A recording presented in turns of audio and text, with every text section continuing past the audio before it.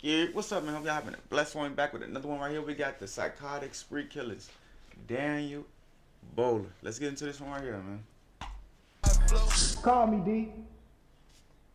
Virginia sits at the top of the South and the bottom of the North.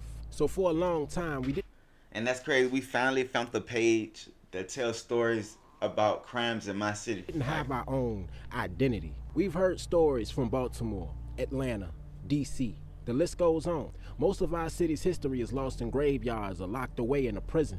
So I don't tell you these stories to glorify the street life or the criminal element. I want the youth of the day to understand who their fathers were, their mothers' fathers were, and we today are descendants of those stories. So if you're a Richmond native, this is what you come from. But there's a time in history where the streets were saw as the only way out for us, to us, especially when something has kept you fed, protected, warm, and alive, because we all have an instinct to survive. And during these times, everything was about survival. Richmond at War, 1990s. This ain't the 60s, it's the 90s. Or 96.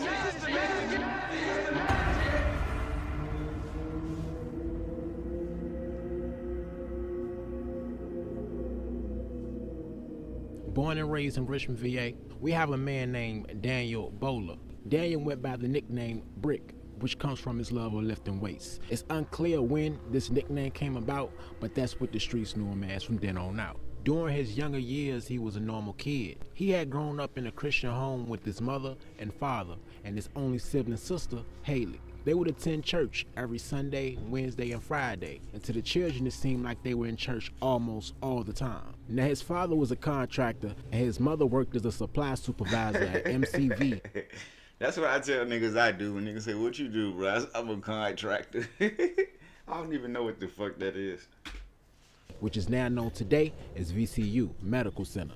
It was at the young age of 4 years old when his parents started sending him to see a psychiatrist. Nothing the family thought they couldn't handle, but they were soon met with a far greater problem than expected. As he got older, Daniel would get into trouble more than your average grown boy. He couldn't focus in school, he skipped classes, and even ran away. But then he would begin stealing. And at first, it was minor things such as cheese, hair gel, but then he graduated to cars. And Daniel was always the type of person to say, "I do the best I can, but it's never good enough." Having a sense that the people around him only saw him as a screw-up or a problem child. So one fateful day as a young boy, after stealing someone's vehicle, he get into a serious car crash, throwing him head first through a windshield, leaving him with a large forehead scar shaped like a ballet dancer. And this head injury will ultimately change his personality. It's said that he began to act less connected to the world, withdrawn and quiet most days. Now it isn't clear if he was made to see a doctor on a regular or even sought out some sort of therapy after family, friends noticed his change in behavior. It was most likely brushed off as it was early on in life. But his father would come to a breaking point. Daniel was arrested one Christmas Eve, so locking himself in a room all night, his father cried over and over for his son, and the arrests would just keep coming. By the time he would see age 15, it's the year 1994, and Daniel had already racked up a multitude of charges ranging from assault and battery, robbery, use of a firearm, and obstruction of justice, all within a couple of years. Now his underage crime binge came to an end when he decided to commit robbery of a store owned by a Korean man named Jung Do.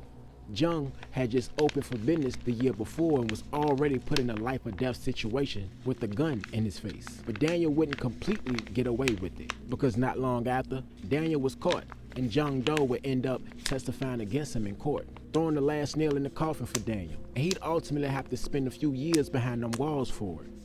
So him now being 18 years old in the year 1997 and still doing his time in a juvenile detention center, Daniel gets into an altercation with one of the guards. But this altercation would pass the point of a few hands thrown, and he ends up badly wounding the correctional officer. Another guard had to restrain Daniel after the attack, and upon his trip back to court, he tacks on a new charge, being found guilty of felony malicious wounding. He was sentenced to 20 years with 14 years suspended. So with the time he was currently doing, it equals out to him ultimately doing juvenile life. And he wouldn't see the streets of Richmond until the year 2000 at 21 years old. Now from years 2000 to 2002, Daniel managed to stay under the radar, at least from police and newspapers. But by the following year, 2003, he'd found himself arrested at Riverside Regional Jail for violating his probation after eluding the police. But the worst was yet to come, as his mother Joyce would pass away while he was behind bars after his mother had a brief fight with bone cancer, and she hadn't told her son how sick she was. They allowed him to be released just long enough to view the body, an image etched in his memory forever. Her entire appearance had changed, with chemotherapy causing her hair loss and surgeons having to remove one of her eyes to remove a tumor behind it. And afterward, the natural cycle of death had swollen her face, and this sight completely freaked her son out. And Daniel would replay the same statement over and over to his family: that absolutely can't be their mother. He couldn't grasp the cold fact that his mother was gone. He would even deny she was actually dead for a long time after that, and eventually he'd go off the deep end. He was definitely hearing voices before, but now his psychosis would truly escalate. The delusions would begin, and here is where they would diagnose Daniel as psychotic. Correctional officers will often see Daniel laughing out loud uncontrollably, telling people he was the devil and that he was immortal. And sometime during this incarceration, he fashioned devil horns out of his own feces and smeared himself with it as well. The jail's medical staff would prescribe Daniel Halidol, which is an antipsychotic medication. The medication helped out a good amount, but it ran out after a while. So his bid would end by February 2005, and Daniel had officially served all his time. So they would send him on his way with a couple of weeks of supply of Halidol, but that was it. No reoccurring supply. Once it ran out, he was to fend for himself. And he made attempt after attempt to get more of the antipsychotic medication, but no dice. So Daniel started to self-medicate with the drug ecstasy. So if you coupled that with his ongoing mental issues, it was a recipe for self-destruction. He planned on moving back with his father and sister, telling himself, and I quote, "I've got to get on my feet the right way this time." And his family would say that they could see the good that was still left inside him. His sister Haley would try her best to help him with getting more of the antipsychotic medication. He didn't have the mind for the paperwork and the appointments needed to get free mental health care. So she gives him a ride to go see a social worker in Chesterfield County. But all he got was food stamps. And it had to be crushing to know that no one wanted to lend a hand in helping her brother, because Haley herself had her own life. Her own children are raised in the midst of all this. So now that Daniel had no way of receiving his meds, after a while of not having it, the psychosis would fully return, prompting him to tattoo the words, "When mama comes back, then I'll chill," on the left side of his neck, while also tattooing his face in the process. Daniel really did feel like someone was hiding his mother, no matter what anyone told him. So as Daniel's mental condition worsened, he moved out of the family home, and for the next couple of months, Daniel had become a regular, hanging out at the strip mall on Broad Rock Boulevard. Several of the locals would always see him walking around up and down the street, hustling all day. It's said that as long as he's properly medicated, he's actually a pretty docile person. But at this point, it's been several months since his last dose. Ecstasy would make Daniel's delusions even stronger, taking as many as 8 pills at a time, descending deeper and deeper into a reality that he thought was all the more real than the life we're all living here and now, reaching a point where everyone, including himself, was sort of locked inside of a movie set. Paranoid as ever, he proclaimed himself the Terminator, and as of now, he was basically living on the street as a ticking time bomb that would explode on the day of June 1st, 2005. Daniel is 26 years old by now, and at the break of dawn, just before 7 a.m., he would ride around with his weapon, searching for a man who allegedly owed him money for drugs in the Hillside housing projects, located in the south side of Richmond, Virginia. And he'd walk the courtyards of this community until bumping into a man named Derek Connor, aka 2, on the 1600 block of Glenfield Avenue, a 29-year-old black man who was allegedly an acquaintance of Daniel's, but wasn't the actual person he was looking for. So during this unexpected meet and greet, the both men would get into an argument over the money that Derek supposedly owed. It said Derek had just defused the altercation just minutes before bumping into Daniel.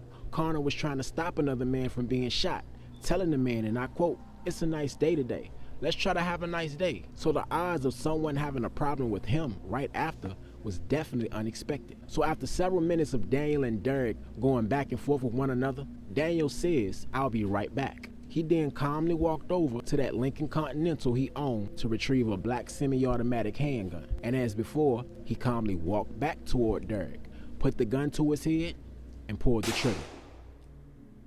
Now, some articles say that Daniel shot Derek outside the apartment complex, and others say he was found inside one of the apartments. But only the eyewitnesses who were there really know the truth. But what truth that I can provide about Derek is that he was raised in a church, even sang in the church choir and attended a crusade for Christ Christian Church Ministries. He grew up in Southside with a single mother and was the eldest of 2 sisters and 2 brothers. Derek had many roles to fill, always looking out for his younger siblings, making sure they stayed on track. And Derek's death for them would more than hurt, because other than being an older brother, he was also like a father to them. After Daniel flees the scene, he drives 3 miles down the road, which was about 10 minutes away, to a small shopping strip off of Broad Rock Boulevard. And here is where he'd walk inside the James food store, which was at the time being operated by a 43-year-old man from Yemen named Abdul Rahman. And I barely know how to pronounce his name, so I will refer to him as Abdul.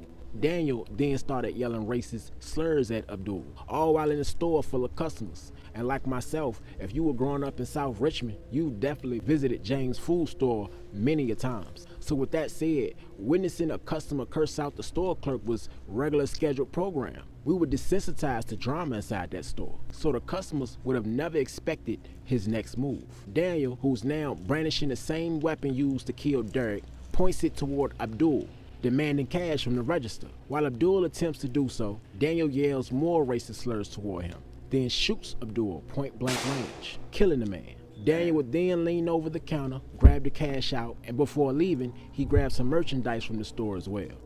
And he walks just 1 door down to the polycleaners. And here's where fate will come back around and meet the 39-year-old man named Jung Do, who testified against Daniel 10 years ago for robbing him inside his store.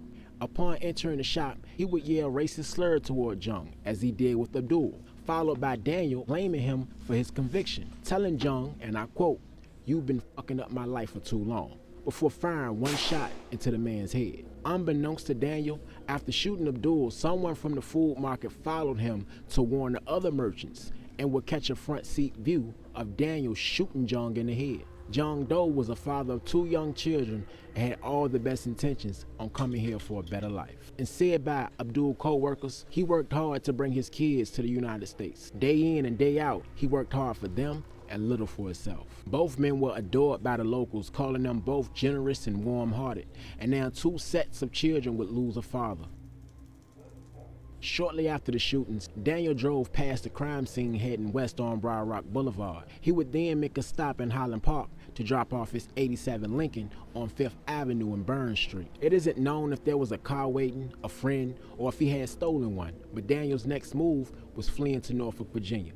Something that would confuse authorities later on in the case, because he would return early Thursday morning, which was the next day. Daniel signed in at the Hotel Super 8 on 5110 Williamsburg Road near the Richmond International Airport, paying $152.40 in cash for 3 nights. And this was all while using his own name. Once inside room 320, he would end up barricading himself from the inside. Daniel was apparently unaware he was being watched, so later into the night, he finds himself down in the lobby area arguing with another man, demanding some money from him, prompting someone to stop Daniel, requesting that he return to his room. And this was Daniel's reply: "You're lucky tonight." And after returning to his barricaded room is when police officials made contact. The property had been under surveillance by Richmond and Henrico County Police, as well as the U.S. Marshal Service, for several hours. So now, following a 20-minute negotiation, Daniel was captured in his motel room without incident at about 8:30 p.m., finding a black semi-automatic handgun inside. Police said that more than 700 tips from the public helped a team of investigators arrest Daniel. He was somewhat surprised that no one at the motel called to identify him, whose picture had been broadcasted on television, circulated on the internet, and printed in newspapers, but no one recognized that they were housing a murder fugitive. Now, while wearing a bulletproof vest and a dark-colored sweatsuit, Daniel, who was shackled, smiled and mumbled a song lyric as he was led from Richmond Police Department headquarters into a waiting police van on West Gray Street for the ride to city jail. The city would do something that hadn't been done in years, which was a perp walk for Daniel Bowler. Reporters and bystanders felt Daniel loved the attention of the cameras, saying, and I quote, it was his prom king moment,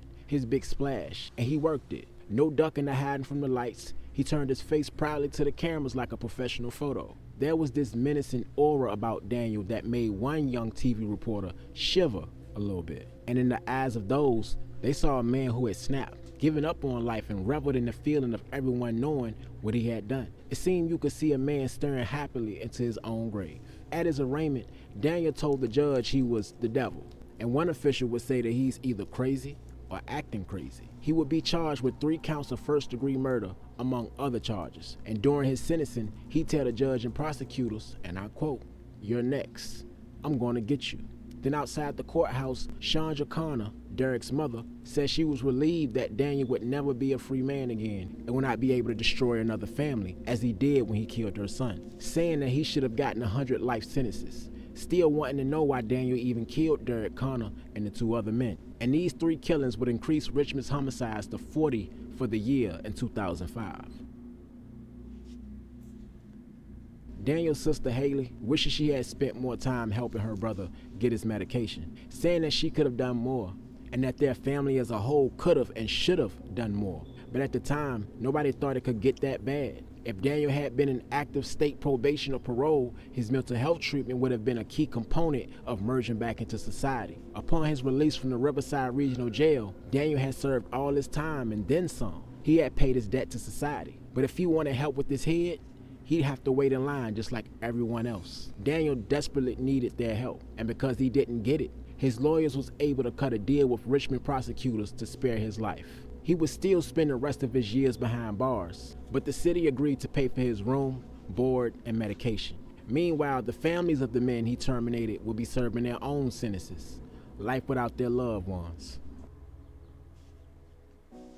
Now, initially, the alleged motive would start to be retaliation from previous history with the victims, to be hate crimes. Although the first 2 victims were robbed, robbery did not appear to be the primary motive, and after finding out the first victim was black, they no longer believed to be hate crimes. But through everything, from the early years until that time, not one official checked his record that would show mental instability. What's my POV of the situation? It could have been avoided. From the moment family, friends, school officials, counselors saw that this boy's personality wasn't the same after having his head thrown headfirst into a windshield, something should have been done way back when. It's just heartbreaking to know that the decisions that a lot of us make every day, we may see it as light, not so serious, not knowing it may cause the deaths of 3 people, changing families' lives forever. But I guess if this doesn't happen, they wouldn't have the notion to make better decisions next time. Point is, somebody will pay the price for somebody else's decision. But rest in peace to the fallen, and y'all stay safe out there. That's true, man. But we can go ahead and end this one right here, man. Y'all go ahead and like, comment, and subscribe. Hope I have a blessed one. See y'all on the next video.